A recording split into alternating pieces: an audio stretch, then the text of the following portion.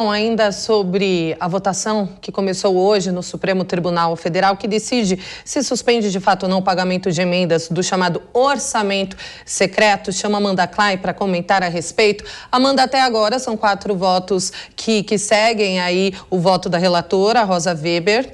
E eu gostaria de te perguntar, o presidente Jair Bolsonaro chegou a dizer que o Supremo está interferindo muito mais do que deveria em assuntos que não fazem parte, ali do que eles deveriam de fato tratar. Você concorda, Amanda?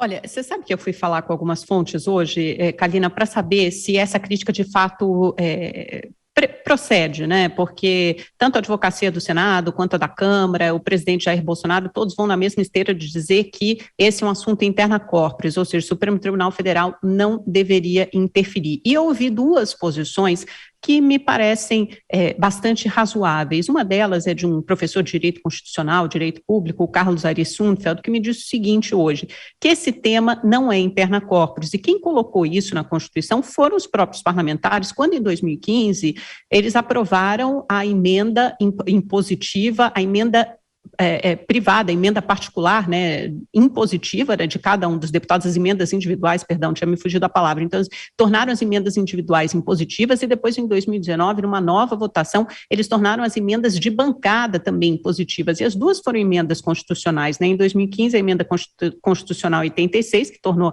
a emenda individual impositiva, e depois a emenda constitucional 100, e nesse momento, o que eles definiram, né, que seriam emendas constitucionais com regras sobre formas, limites e efeitos das emendas parlamentares. Então, eles próprios definiram.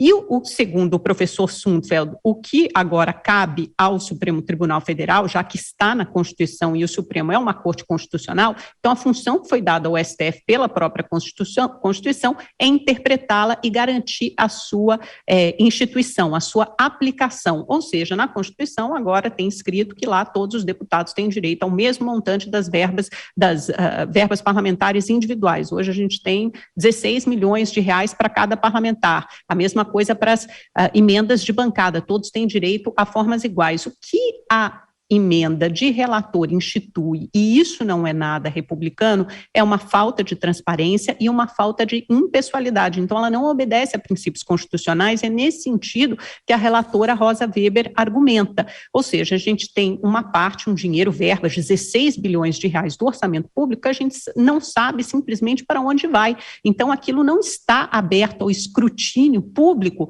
da sociedade. E quem diz isso não sou eu, não é você, é o próprio Tribunal de Contas da União e a própria Controladoria Geral da União, que diz que aquilo, inclusive as emendas de relator, podem ser uma fonte de corrupção. Por quê? Porque você não sabe o deputado que indica, aquilo não faz parte de uma política pública, então não é o executivo que executa, é o parlamentar que executa, então ele que direciona a verba, ele que fala para o Ministério da Saúde ou para o Ministério do Desenvolvimento Regional aonde deve ser empregada aquela verba para a construção de que ponte, de que viaduto, a gente não sabe o montante e o destino daquela verba, onde vai parar. Então, não faz sentido, de fato, que você tenha no orçamento um dinheiro, uma parte da verba pública, da verba do orçamento, que você simplesmente não consiga acompanhar. Que se você for querer saber quem indicou aquela verba, para qual lugar e o quanto foi empregado, você não consegue refazer essa cronologia. Então, a mim me parece bastante razoável que alguma coisa seja feita em relação a essas emendas, seja chegar a um meio termo, que é uma possibilidade discutida internamente no Supremo Tribunal Federal, ou seja,